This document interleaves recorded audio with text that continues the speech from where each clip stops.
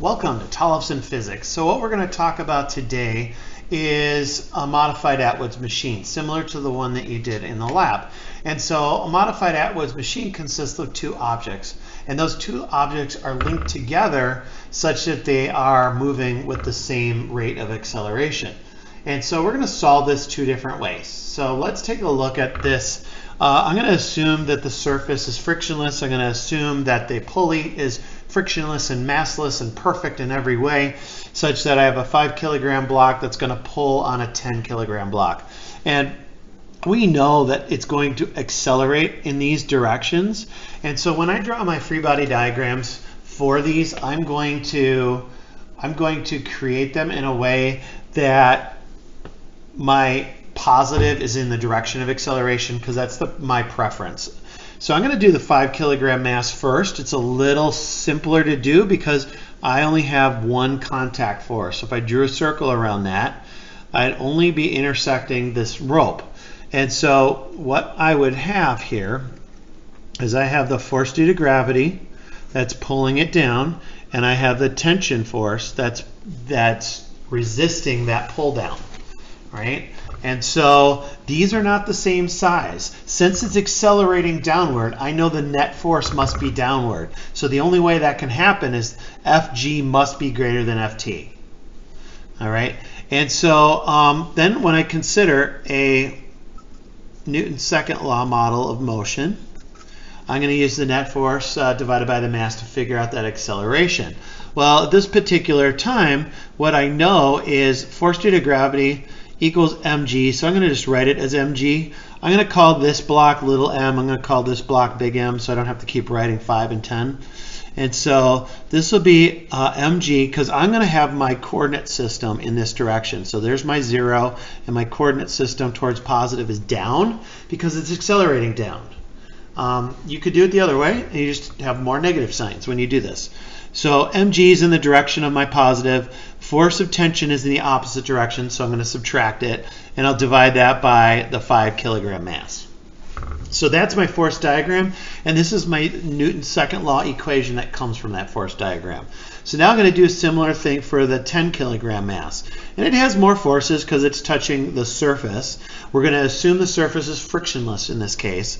And so I'm going to have a force due to gravity, and I'm going to have a normal force, and it doesn't accelerate in those directions, and so they don't really affect the motion. What really affects the motion is the tension.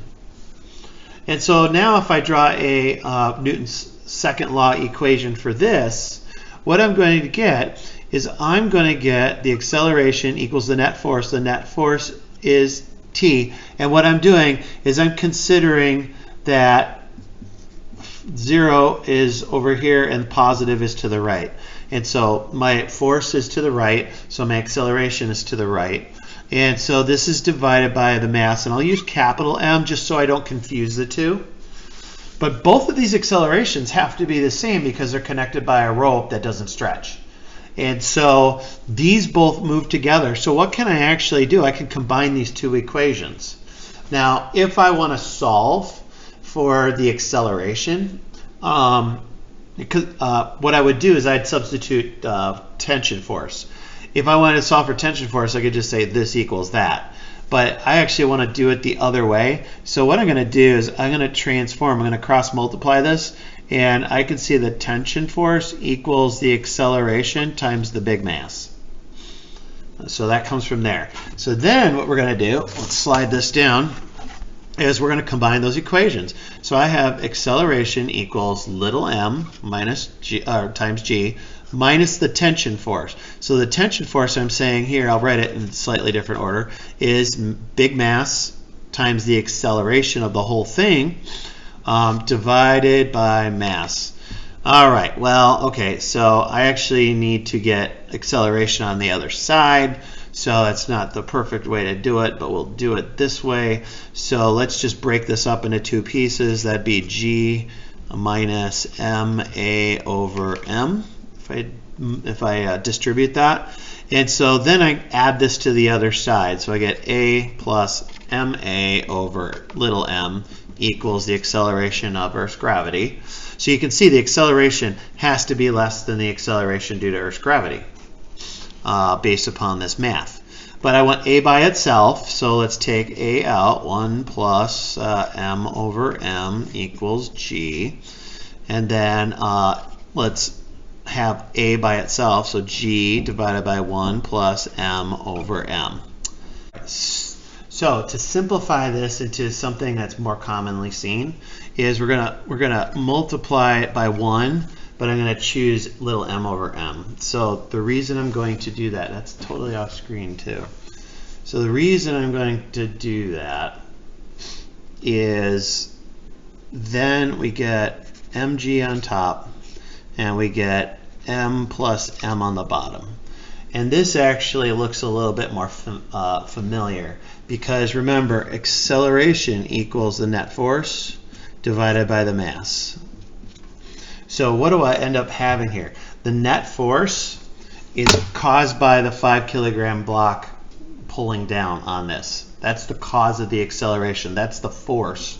Whereas what's being pulled, both masses. So this turns out to be something called the system mass. It's the 10 kilogram mass plus the 5 kilogram mass. So now, if we wanted to, we could actually put in our numbers where this little mass is 5 kilograms, and we add these up, it's 15 kilograms. So without writing that out, that's going to give me an acceleration that's 1/3 of Earth's gravity, just based upon this. So this isn't the only way to solve this. I could now use these equations and go back and plug into here. I know acceleration, I know the mass. I could calculate the tension force too if I had wanted to. Now we're going to do this one more slightly different way. So I'm going to get the same problem on a different board, if I can pick up the board, and put it right here. So I'm actually now going to solve this as a system. This is my entire system. Okay, and so when I think about a system, the tension force in between doesn't matter anymore. So what do I want to think about? I'm actually going to draw forces onto this diagram directly, just so that we can picture them better. So this is force due to gravity due to the hanging mass, which I'm still going to call little m. This up here is force due to gravity, which would be big M. This would be the normal force. Those cancel out, so who cares? And then we did have forces that are inside that circle, but since I'm picking my system as this whole thing, I don't care. And my acceleration is going to be in this direction still. And so what does this do for me? Well, this actually greatly simplifies the problem. So when I look at Newton's second law, F net over mass, basically what I'm doing is what forces cause the acceleration in this direction, because I know it's accelerating that way. And so it's just going to be force due to gravity, which actually, let me just write it as little mg, little mg. But what's it moving? I have to take everything in the box. So it's my little mass plus my big mass. So I actually get to the same answer that I had on the other whiteboard pretty quickly if I look at this as an entire system. But now I can't solve, I don't know the force due to tension, so I'd have to go back and draw an individual force diagram for one of these to figure that out. And then once again, as I did before, if this was 5 kilograms times g, that's a g, and 5 kilograms plus 10 kilograms, then my acceleration is basically 1/3 of Earth's gravity, the acceleration due to Earth's gravity. All right, so there's two ways to look at modified Atwood's machine, and then we can apply this to a number of other systems. And so solving things with multiple objects that are constrained can be a very useful technique to be able to figure out what's going on with its motion.